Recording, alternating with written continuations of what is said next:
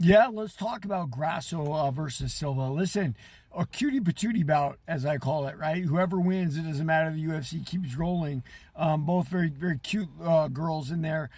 Grasso was top of the division. I mean, her last fight against Shevchenko, she almost won, right? Very tight fight. Shevchenko won the title. And then, of course, defended it last night, which is how good Shevchenko is.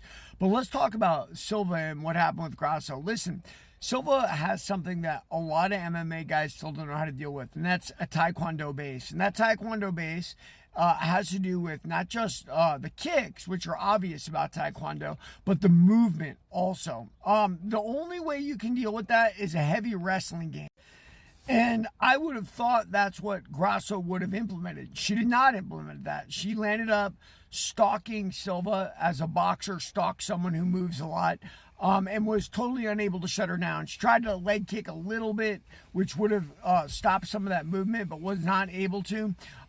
People talk about, my buddy David Kim talked about the blue ocean of wall fighting in MMA. It definitely is. But one of the things that's always an open hole in MMA is, if you're a Taekwondo guy and you also know boxing and you know Muay Thai, and of course you know how to defend the takedown, you can be very effective. And that's what Silva really is.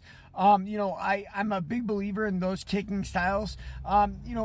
Traditional martial arts that are more hand-based, I don't know if they're as effective, although Chuck Liddell might disagree with me over Kempo.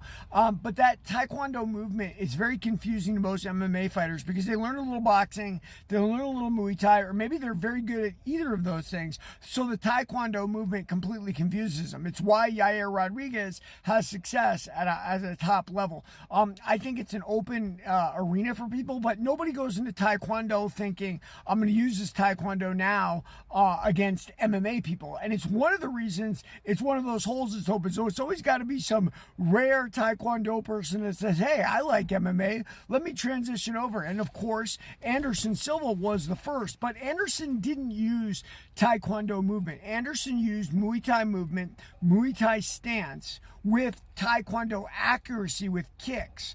Silva's different. The girl Silva, her difference is she actually uses that movement with her feet and uses those kicks as well. So, it is what it is. The sport is going to always have openings in one way or the other, and that's why it's more exciting than boxing, right? You'll see somebody come in with a totally different style and remove somebody who looked at the top of their game. I mean, Grasso was made to look amateurish last night, and I think that's sad because she's one or two in the division, right? She was number one ranked last night. Well, goodbye to that number one. I can't wait to see Valentina Shevchenko versus Silva. We'll have to wait and see.